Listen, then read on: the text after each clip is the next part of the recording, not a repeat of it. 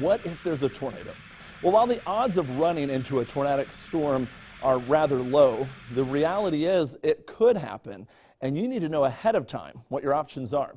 Tonight we take a look at what you should and should not do if you catch yourself in danger.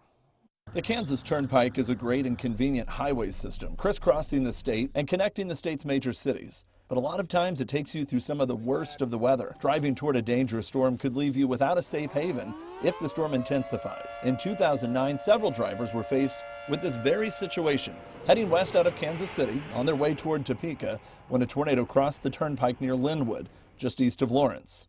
So what should you do? First and foremost, know that your exiting options are limited along the turnpike and use good judgment when you see a storm. The Kansas Turnpike Authority has installed nearly 24 of these underground tornado shelters at all of the manned toll booths as well as the service areas, and they're designed not only for the employees of KTA but also for the traveling public to take shelter when the storms are at their worst. If you pull up to a toll booth and there's no one in it, that's probably a good sign that they've already taken cover. So you can go ahead and seek cover than yourself. If you do see a tornado while driving, remember it's often farther away than you think, and you might have plenty of time to get to one of these shelters. And try to get to a service area.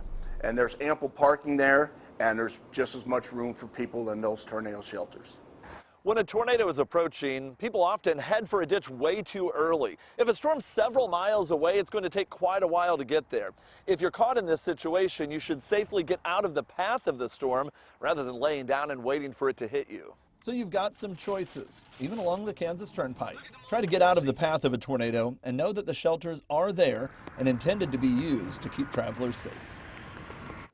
Well, it's also a good reminder that you should never seek shelter under an overpass. The winds actually strengthen because what happens is as the tornado approaches and moves underneath this overpass, the winds kind of moving around get funneled and channeled through this narrowing and actually gets a little bit stronger at that spot. So you take an already strong tornado and make it even worse.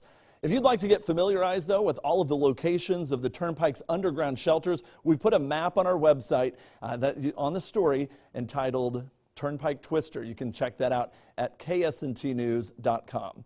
Now, Brooke and Jared, it really comes down to avoiding overpasses at all costs and not getting in the ditch too early. Over the last few days, we've kind of looked at some pictures. I've shown you guys and some others around the station pictures of tornadoes that are off to the side of the road, and nearly everyone thinks they're actually closer than they are. So basically, use your car to get safely out of harm's way, and it's so much better of an alternative.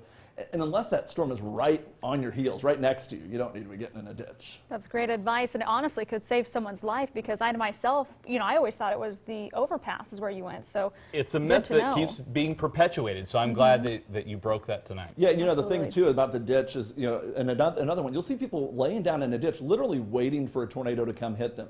Keep in mind, you've got a car and it can go fast. To get out of the way, go in the other direction. Exactly, get away from the path that's moving and get to safely. Don't think of that as outrunning a tornado. It's getting out of harm's way.